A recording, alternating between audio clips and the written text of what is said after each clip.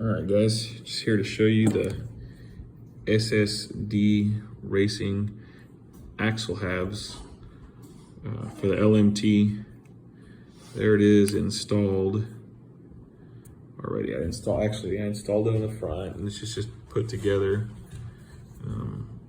It's very nice housing. I have the original style halves. These don't have the webbing inside, but I don't think it's going to matter with that aluminum housing. It's very nice.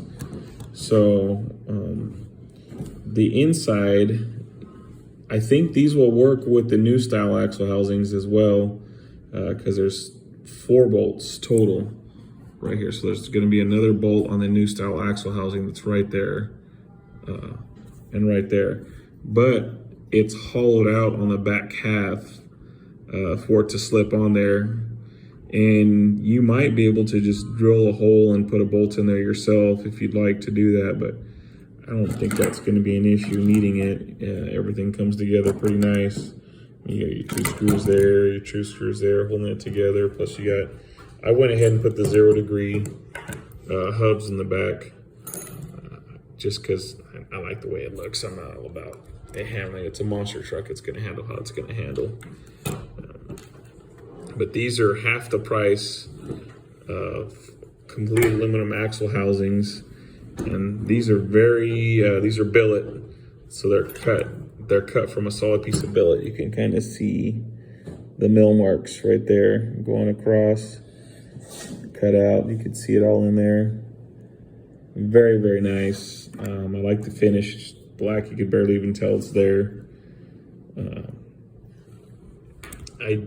I got them, like I said, half the price, and I seen everyone that would bust them, they would bust the axles right here, and I would see some people break these right off on the plastic housings, which is no big deal because you could just replace the center, the section right there, but that avoids the hassle. So what they do here is these are now threaded. They'll give you, let's kind of zoom in.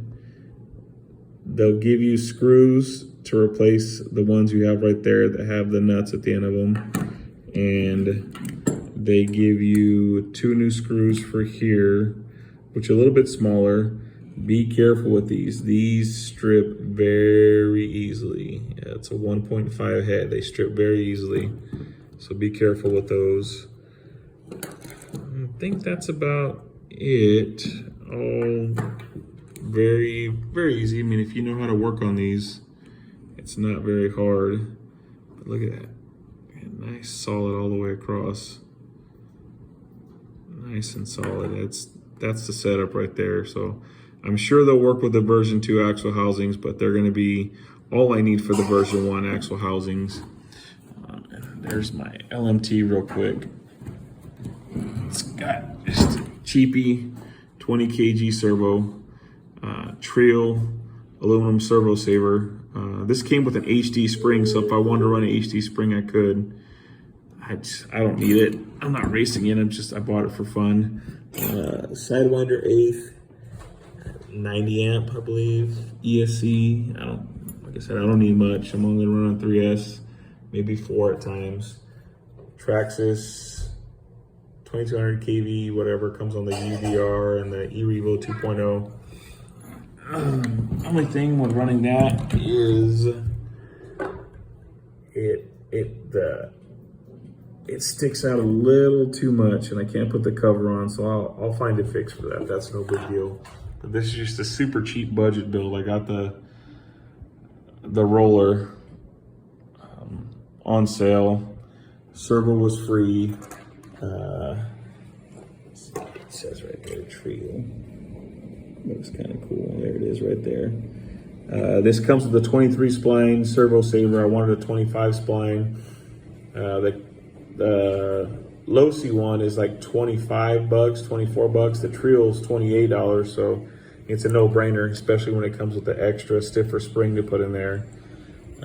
Free servo. The motor was free. That ESC I got for 70 bucks, brand new in a box. It was an open box I bought off of someone. Never been run. So it's just it's going to be a great little budget basher. I've never had a solid axle monster truck. I drove it for like 3 minutes with the original housings on there just to try it out, and it was a ton of fun. Not super fast, I don't know, about 28, 29 miles an hour, which is all I need. These things, they bounce around so much, it makes it seem like it's going faster. It makes it funner. But anyways, there's the housing one more time. Pretty straightforward build.